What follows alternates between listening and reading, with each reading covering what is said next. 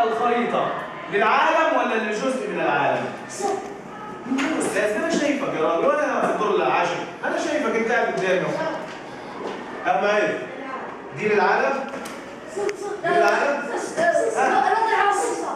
الخليج. الدول العربية. للوطن العربي، كنتوا فين يا شباب؟ كنتوا فين؟ كنتوا عندكم كيف؟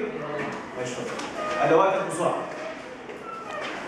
طيب هذه الخريطة لجزء من العالم ألا وهي الوطن العربي يا شباب. فنجد أنها بتوضح لنا النبات الطبيعي بشكل عام. اجلس بالكامل. أو عايز تجلس.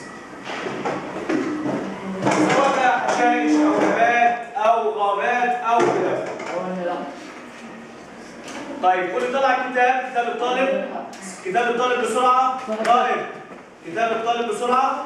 قدامنا جدول مين اللي هيجاوب؟ الإجابة بمشاركة. الإجابة بمشاركة. معي الأسماء، سجل أسماء المشاركات.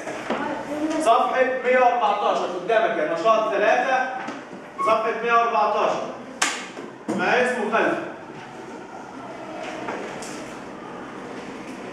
عندنا في الجدول يا شباب عندنا الظاهرة والخارطة.